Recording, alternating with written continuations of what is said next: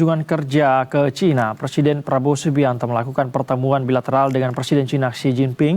Pertemuan bilateral ini menandai komitmen Indonesia dan Cina untuk memperkuat kemitraan strategis kedua negara.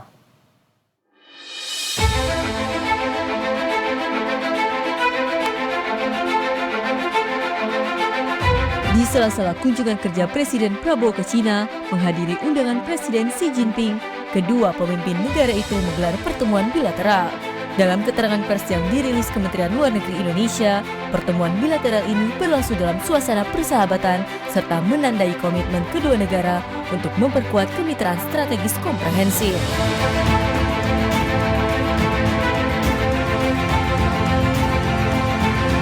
Dalam pertemuan ini, Presiden Prabowo menegaskan Indonesia dan Cina merupakan mitra strategis di banyak bidang dan memiliki peran penting di kawasan. Baik Prabowo maupun Xi Jinping menekankan komitmen untuk mewujudkan kerjasama secara konkret pada sektor-sektor prioritas kedua negara. Tak hanya itu, pertemuan ini juga membahas pentingnya dialog dan kerjasama antar negara di tengah dinamika geopolitik global. Presiden Prabowo menegaskan jika multilateralisme harus adil, inklusif, dan bermanfaat bagi semua negara. Sebelum pertemuan bilateral, Presiden Prabowo bersama sejumlah pemimpin negara lain menghadiri undangan Presiden Xi Jinping dalam acara peringatan 80 tahun berakhirnya Perang Tiongkok dan Perang Antifasis Dunia di Beijing. Kehadiran Presiden Prabowo merupakan wujud solidaritas sejarah terhadap perjuangan melawan kolonialisme dan fasisme. Kunjungan ini juga memiliki makna penting karena bertepatan dengan peringatan 75 tahun hubungan diplomatik Indonesia dan Cina.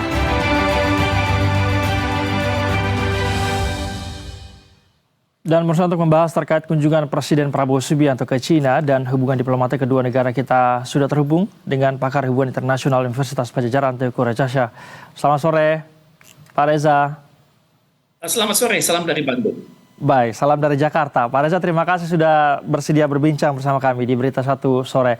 Pak Reza, bagaimana tanggapan dan analisa Anda terkait kunjungan Presiden Prabowo Subianto ke Cina kemarin? Apa saja kepentingan atau manfaat dari kunjungan tersebut kalau dalam pengamatan Anda? Terima kasih. Seminggu terakhir memang sangat sulit bagi Indonesia ya. Kita menghadapi masalah domestik yang sangat berat dan dunia mulai mengira-ngira apakah ini akan berujung pada hal-hal yang negatif. Tapi dalam waktu kurang dari 1 minggu, ternyata pemerintah Indonesia bisa menangani hal ini. Kemudian pada saat yang sama yakin bahwa urusan-urusan yang disengketakan dengan masyarakat, hubungan antara masyarakat dengan legislatif, sesama legislatif, legislatif dengan dunia usaha, itu ternyata bisa diselesaikan. Dan ini yang sangat dihargai oleh pemerintah Cina, bahwa di sela-sela waktu yang sangat sempit tersebut, Presiden Prabowo Subianto bisa berkunjung ke Cina, menghadiri parade militer Cina dan juga memperkuat kemitraan strategis yang telah ada. Jadi saya melihat hal ini sebagai sesuatu hal yang sangat dihargai oleh Cina, suatu simbolisme yang tinggi. Jadi walaupun beliau direncanakan berada di sana dari tanggal 31, tapi beliau paling tidak dapat melaksanakan 50% dari program yang levelnya dunia ini. Dan bagi China ini merupakan suatu penghargaan, dan ini juga bagi Indonesia menunjukkan kesungguhan bahwa hubungan bilateral itu harus dikelola secara terus-menerus.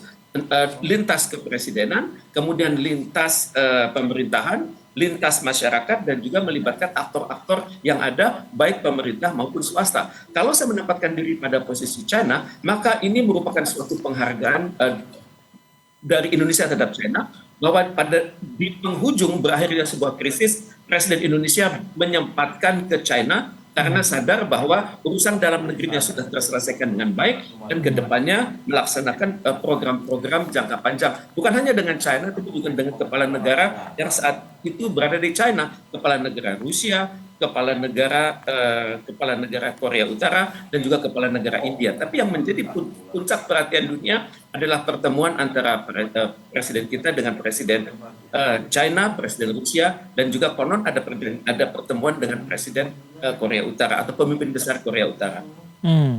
Baik, jika kita fokus ke hubungan bilateral antara China dan Indonesia, Pak Reza, bagaimana sih selama ini hubungan yang sudah terbangun antara Indonesia dan China? Prinsipnya hubungan bilateral itu adalah hubungan yang harus dirajut terus-menerus ya, sesuai dengan namanya Comprehensive Strategic Partnership.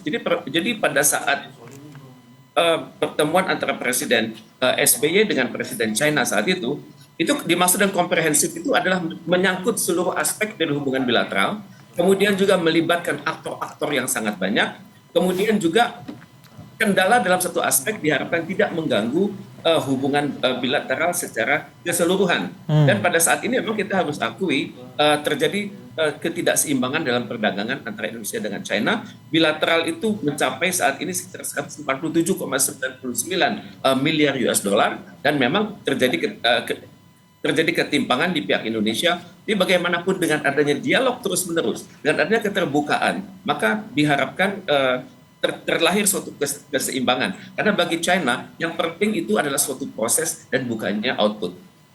Baik, Pak Reza, tadi Anda sempat mention ini di awal pernyataan Anda, bahwa ada hal yang menarik memang. Ketika kita melihat ada foto pemimpin negara begitu ya, kita lihat Presiden Prabowo Subianto bersampingan dengan Presiden Xi Jinping, kemudian ada pemimpin dunia lainnya, ada Kim Jong Un juga.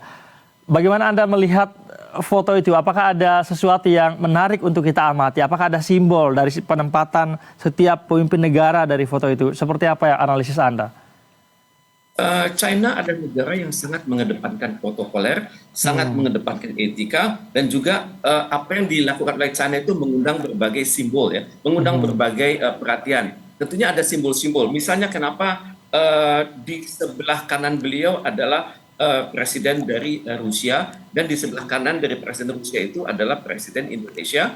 Kemudian di sebelah kiri beliau adalah pemimpin besar dari Korea Utara. Nah, ini menunjukkan bahwa kalau berurusan dengan Korea Utara, maka China adalah negara yang memiliki referensi terbanyak untuk itu, dan kedepannya dipersepsikan bahwa Indonesia dapat menjadi kekuatan yang memiliki potensi untuk mendukung perdamaian di kawasan Asia Timur tersebut. Karena ini menempatkan presiden Indonesia di samping presiden Rusia, ini tentunya berdasarkan pemikiran yang sangat strategis dari pihak China. Karena bagaimanapun juga hubungan kita dengan Rusia sama dekatnya dengan hubungan kita dengan China, sama dekatnya dengan hubungan kita dengan Amerika Serikat. Tapi walaupun harus diakui bahwa hubungan kita dengan Rusia itu semakin menaik, dan tentunya hal ini memberikan chemistry. Artinya, Pak Reza, artinya jarak antara pemimpin negara kemarin itu menggambarkan bagaimana kedekatan hubungan kedua negara begitu ya. Artinya dengan Korea Utara paling ujung, berarti hubungan kita paling jauh begitu ya di antara